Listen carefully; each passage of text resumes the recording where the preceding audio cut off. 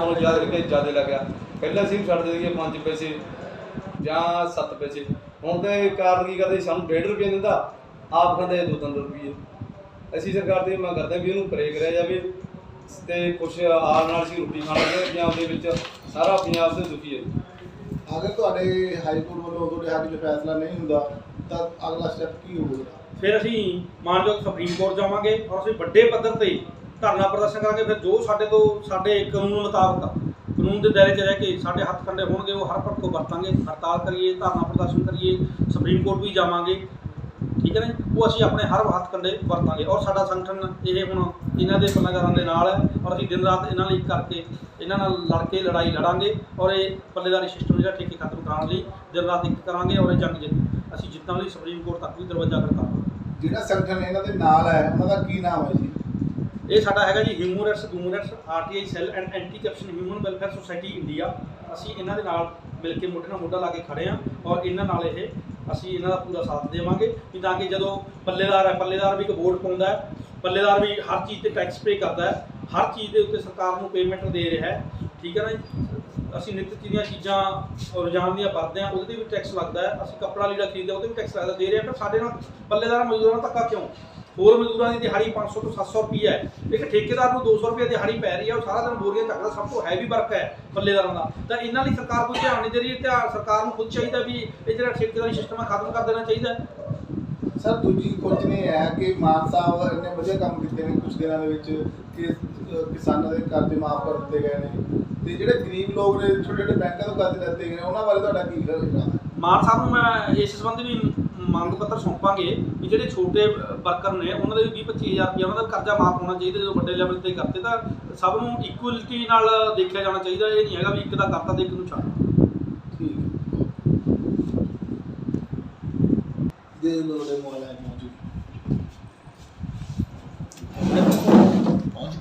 SDM Dhuri ਔਰ ਆਲ DM Markfed Pungrain ਪੰਚਕ ਸਾਰੇ ਵਿਭਾਗਾਂ ਦੇ ਸੈਕਟਰੀਆਂ ਨੂੰ ਔਰ ਨਾਲ ਠੇਕੇਦਾਰ ਨੂੰ ਪਾਰਟੀ ਬਣਾਇਆ ਹੈ। ਇਹਦੀ ਤਰੀਕ ਲੱਗੀ ਹੋਈ ਹੈ 26 ਤਰੀਕ ਹੈ ਔਰ ਅਸੀਂ ਇਹਦੀ ਅਪੀਲ ਵੀ ਦਰ ਕਰਤੀ। ਅਸੀਂ ਇਹੀ ਮੰਗ ਕਰਦੇ ਹਾਂ, ਸਾਡੇ ਸੰਗਠਨ ਵੱਲੋਂ ਵੀ ਇਹੀ ਮੰਗ ਕੀਤੀ ਗਈ ਵੀ ਜਿਹੜਾ ਇਹ ਟੈਂਡਰ ਹੈ ਹੁਣ ਜਿਹੜਾ ਸਾਨੂੰ ਗੁੰਮਰਾਹ ਕਰਕੇ ਸਾਡੀ ਗੈਰ ਹਾਜ਼ਰੀ ਸਾਨੂੰ ਬਿਨਾਂ ਦਿਖਾਈ ਕੀਤਾ ਗਿਆ, ਇਹ ਕੈਂਸਲ ਹੋਣਾ ਚਾਹੀਦਾ ਔਰ ਸਾਡੀ ਜਿਹੜੀ ਪੇਮੈਂਟ ਹੈ ਉਹ ਸਿੱਧੀ ਸਾਡੇ ਖਾਤੇ 'ਤੇ ਪਾਉਣੀ ਚਾਹੀਦੀ ਹੈ। ਔਰ ਦੂਸਰੀ ਗੱਲ ਜਿਹੜੇ ਇਹਨਾਂ ਪੱਲੇਦਾਰਾਂ ਨਾਲ ਧੱਕਾ ਹੋ ਰਿਹਾ ਉਹ 7 ਜਨਵਰੀ ਤੋਂ 1/1/2022 ਤੋਂ ਲੈ ਕੇ 31 ਮਾਰਚ 2 ਤੱਕ ਸਾਨੂੰ ਕੋਈ ਪੈਸਾ ਨਹੀਂ ਦਿੱਤਾ ਗਿਆ, ਨਾ ਤਾਂ ਕੋਈ ਸਾਡੇ ਕੋਲ ਰੀਟੈਂਡਰਿੰਗ ਦਾ ਕੋਈ ਨੋਟਿਸ ਆਇਆ ਵੀ ਭਾਈ ਇਹ ਠੇਕੇਦਾਰ ਦਾ ਟੈਂਡਰ ਐਕਸਟੈਂਡ ਕਰ ਦਿੱਤਾ ਗਿਆ। ਅੰਦਰੋਂ ਅੰਦਰ ਇਹ ਸਾਰੇ ਖਾਤੇ ਹੋਏ ਹੈ। ਮੈਂ ਮਾਨਯੋਗ ਭਗਵੰਤ ਮਾਨ ਮੁੱਖ ਮੰਤਰੀ ਨੂੰ ਵੀ ਬੇਨਤੀ ਕਰਦਾ ਵੀ ਇਹ ਪੱਲੇਦਾਰਾਂ ਕੰਨੀ ਵੀ ਧਿਆਨ ਦੇਣ ਔਰ ਅਸੀਂ ਮਾਨਯੋਗ ਭਗਵੰਤ ਮਾਨ ਜੀ ਨੂੰ ਵੀ ਬਾਏ ਡਾਕ ਰਾਹੀਂ ਮੰਗ ਪੱਤਰ ਸੌਂਪ ਚੁੱਕੇ ਹਾਂ। ਇਹ ਸਾਰੇ ਲੈਟਰ ਨਾਲ ਲਗਾ ਕੇ ਅਸੀਂ ਕਰ ਚੁੱਕੇ ਹਾਂ। ਸਾਡੀ ਇਹੀ ਮੰਗ ਹੈ। ਹਾਈ ਕੋਰਟ ਤੋਂ ਸਾਨੂੰ ਉਮੀਦ ਆਸ ਬੱਝੀ ਹੈ ਵੀ ਜੋ ਮਾਨਯੋਗ ਹਾਈ ਕੋਰਟ ਹੈ ਉਹ ਇਹਨਾਂ ਤੱਥਾਂ ਦੇ ਆਧਾਰ 'ਤੇ ਵੀ ਪੱਲੇਦਾਰਾਂ ਨਾਲ ਧੱਕਾ ਹੋ ਰਿਹਾ ਔਰ ਸਾਨੂੰ ਜ਼ਰੂਰ ਉਮੀਦ ਹੈ ਕਿ ਮਾਨਯੋਗ ਹਾਈ ਕੋਰਟ ਸਾਨੂੰ ਇਨਸਾਫ ਬਖਸ਼ੂਗੀ। ਔਰ ਸਾਨੂੰ ਭਗਵੰਤ ਮਾਨ ਜੀ ਨੂੰ ਵੀ ਬੇਨਤੀ ਕਰਦੇ ਹਾਂ ਇਸ ਮੀਡੀਆ ਦੇ ਰਾਹੀਂ ਵੀ ਇਹਨਾਂ ਪੱਲੇਦਾਰਾਂ ਦੀ ਜਿਹੜੀ ਮੰਗ ਹੈ ਉਹ ਪੂਰੀ ਕੀਤੀ ਜਾਵੇ, ਇਹ ਠੇਕੇਦਾਰੀ ਸਿਸਟਮ ਖਤਮ ਕੀਤਾ ਜਾਵੇ। ਔਰ ਮਾਨਯੋਗ ਮੁੱਖ ਮੰਤਰੀ ਤੇ ਗਵਰਨਰ ਸਾਹਿਬ ਕੋਲੇ ਆਲਰੇਡੀ ਮੰਗ ਪੱਤਰ ਪਹੁੰਚ ਚੁੱਕੇ ਨੇ। ਕਿਰਪਾ ਕਰਕੇ ਮਾਨਯੋਗ ਭਗਵੰਤ ਮਾਨ ਜੀ ਨੂੰ ਬੇਨਤੀ ਹੈ, ਇਸ ਮੀਡੀਆ ਦੇ ਰਾਹੀਂ ਬੇਨਤੀ ਕਰਦਾ ਕਿ ਤੁਸੀਂ ਇਹਨਾਂ ਮੰਗ ਪੱਤਰਾਂ 'ਤੇ ਧਿਆਨ ਦੇ ਕੇ ਜਿਹੜਾ ਮਾਨਯੋਗ ਮੁੱਖ ਮੰਤਰੀ ਚਰਨਜੀਤ ਸਿੰਘ ਚੰਨੀ ਨੇ ਇੱਕ ਪੱਤਰ ਜਾਰੀ ਕੀਤਾ ਸੀ ਉਹ ਐਜ਼ ਏ CM ਜਾਰੀ ਕੀਤਾ ਸੀ, ਨਾ ਕਿ ਪਰਸਨਲ ਤੌਰ 'ਤੇ ਕੀਤਾ ਸੀ, ਉਸ ਲੈਟਰ ਨੂੰ ਪੱਤਰ ਨੂੰ ਲਾਗੂ ਕੀਤਾ ਜਾਵੇ, ਇੰਪਲੀਮੈਂਟ ਕੀਤਾ ਜਾਵੇ। ਇਹਨਾਂ ਕਹਿੰਦਾ ਹੋਇਆ ਵਾਹਿਗੁਰੂ ਜੀ ਕਾ ਖਾਲਸਾ ਵਾਹਿਗੁਰੂ ਜੀ ਕੀ ਫਤਿਹ। ਸਰ ਅਗਲੀ ਗੱਲ ਇਹ ਹੈ ਕਿ ਪੱਲੇਦਾਰਾਂ ਨਾਲ ਕਿੰਨੀ ਦੇਰ ਤੋਂ ਜਿਹੜਾ ਠੇਕੇਦਾਰੀ ਸਿਸਟਮ ਚੱਲਦਾ ਧੱਕਾ ਹੋ ਰਿਹਾ ਹੈ, ਕਿੰਨੀ ਦੇਰ ਤੋਂ ਚੱਲ ਰਿਹਾ?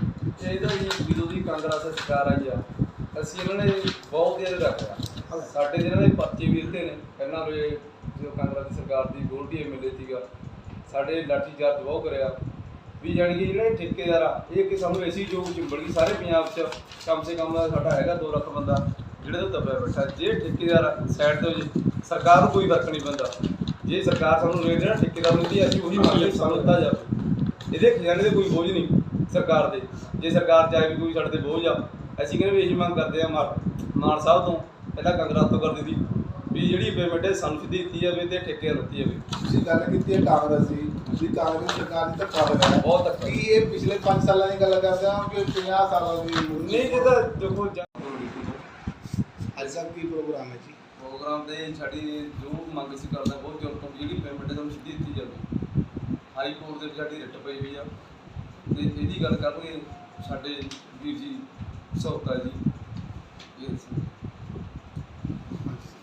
ਮੇਰਾ ਨਾਮ ਪ੍ਰਸੰਨ Singh Sahota, chairman anti corruption human welfare committee Punjab, ਜੋ ਹੁਣ ਸਾਡਾ ਇਹ ਨੈਸ਼ਨਲ ਸੰਸਥਾ ਬਣ ਚੁੱਕਿਆ ਹੈ। ਇਹ ਹੁਣ humans RTI cell and anti corruption human welfare society India ਬਣ ਚੁੱਕਿਆ ਹੈ। ਅਸੀਂ ਇਹਦੇ ਵੱਲੋਂ ਮਾਨਯੋਗ ਗਵਰਨਰ ਪੰਜਾਬ ਤੇ ਮੁੱਖ ਮੰਤਰੀ ਪੰਜਾਬ ਨੂੰ ਆਹ ਇੱਕ ਲੈਟਰ ਸੌਂਪਿਆ ਸੀਗਾ 2/12/2021 ਨੂੰ ਵੀ ਇਹ ਜਿਹੜਾ ਠੇਕੇਦਾਰੀ ਸਿਸਟਮ ਹੈ ਖਤਮ ਹੋਣਾ ਚਾਹੀਦਾ। ਉਸ ਤੋਂ ਬਾਅਦ ਸਾਡੇ ਪ੍ਰਧਾਨ ਅਮਰਜੀਤ ਸਿੰਘ ਵੱਲੋਂ ਐਸਐਸਪੀ ਸੰਗਰੂਰ ਸਾਰੇ ਆਲ ਡਿਪਾਰਟਮੈਂਟ ਦੇ ਅਫਸਰਾਂ ਨੂੰ, ਉੱਚ ਅਧਿਕਾਰੀਆਂ ਨੂੰ ਚੰਡੀਗੜ੍ਹ ਤੱਕ, ਦਿੱਲੀ ਤੱਕ ਰਜਿਸਟਰਡ ਲੈਟਰ ਕੱਢੇ ਗਏ। ਲੈਟਰ ਕੱਢਣ ਤੋਂ ਬਾਅਦ ਜਿਹੜੀ ਮੰਗ ਇਹੀ ਸੀ ਵੀ ਠੇਕੇਦਾਰੀ ਸਿਸਟਮ ਖਤਮ ਹੋਣਾ ਚਾਹੀਦਾ, ਸਾਡੇ ਪੱਲੇਦਾਰਾਂ ਦੇ ਪੈਸੇ ਪੱਲੇਦਾਰਾਂ ਦੇ ਖਾਤੇ ਸਿੱਧੇ ਪੈਣੇ ਚਾਹੀਦੇ ਨੇ। ਇਸ ਦੇ ਸੰਬੰਧ ਵਿੱਚ 2016-12-2021 ਨੂੰ ਆ ਇੱਕ ਪੰਜਾਬ ਸਰਕਾਰ ਨੇ ਪਾਲਿਸੀ ਬਣਾਈ ਗਈ। ਇਸ ਪਾਲਿਸੀ ਤੋਂ ਬਾਅਦ ਲੈਟਰ ਜਾਰੀ ਕੀਤਾ ਗਿਆ ਵੀ ਦੁਬਾਰੇ ਟੈਂਡਰ ਮੰਗੇ ਜਾਣਗੇ। ਤਾਂ ਉਸ ਤੋਂ ਬਾਅਦ ਚਰਨਜੀਤ ਸਿੰਘ ਚੰਨੀ ਦੀ ਸਰਕਾਰ ਦੇ ਵੇਲੇ ਮਾਨਯੋਗ ਮੁੱਖ ਮੰਤਰੀ ਪੰਜਾਬ ਚਰਨਜੀਤ ਸਿੰਘ ਚੰਨੀ ਵੱਲੋਂ ਇੱਕ ਪੱਤਰ ਨੰਬਰ ਜਾਰੀ ਕੀਤਾ ਗਿਆ, ਜਿਹਦੇ ਵਿੱਚ ਡਾਇਰੀ ਨੰਬਰ ਮੁੱਖ ਮੰਤਰੀ ਦਾ ਲੱਗਿਆ ਹੋਇਆ ਹੈ ਵੀ ਪੱਲੇਦਾਰਾਂ ਨੂੰ ਸਿੱਧੀ ਪੇਮੈਂਟ 7 ਜਨਵਰੀ ਤੋਂ ਕੀਤੀ ਜਾਵੇ। ਹੁਣ ਤੱਕ ਨਾ ਤਾਂ ਇਹਨਾਂ ਦੀ ਪੇਮੈਂਟ ਸਿੱਧੀ ਕੀਤੀ ਹੈ। ਇਸ ਦੇ ਦੌਰਾਨ ਸਾਡੇ ਪੱਲੇਦਾਰ ਮਜ਼ਦੂਰ ਭਰਾ DFSC ਸੰਗਰੂਰ ਦੇ ਚੱਕਰ ਕਰਦੇ ਰਹੇ, DC ਦਫ਼ਤਰ ਦੇ ਕਿਸੇ ਨੇ ਕੋਈ ਇਤਲਾਹ ਨਹੀਂ ਦਿੱਤੀ ਵੀ ਕਦੇ ਟੈਂਡਰ 3 ਨੂੰ ਸਾਡੇ ਹਾਈ ਕੋਰਟ ਦੇ ਵਕੀਲ ਕੀਤਾ ਸੀ। 7/2/2022 ਨੂੰ ਗੋਪਾਲ ਸਿੰਘ ਨਹਿਲ ਰਾਹੀਂ ਅਸੀਂ ਪੰਜਾਬ ਸਰਕਾਰ DC ਨੂੰ ਤੇ ਸਾਰੇ ਡਿਪਾਰਟਮੈਂਟਾਂ ਨੂੰ ਇੱਕ ਲੀਗਲ ਨੋਟਿਸ ਭੇਜਿਆ। ਇਹਦਾ ਇਹਨਾਂ ਨੇ ਕੋਈ ਜਵਾਬ ਨਹੀਂ ਦਿੱਤਾ। 7 ਫਰਵਰੀ ਆ ਇਸ ਦੇ ਜਵਾਬ ਤੋਂ ਬਾਅਦ ਵੀ ਤਾਂ ਇਹਨਾਂ ਨੇ 3/3/2022 ਨੂੰ ਇੱਕ ਲੈਟਰ ਜਾਰੀ ਕਰਤਾ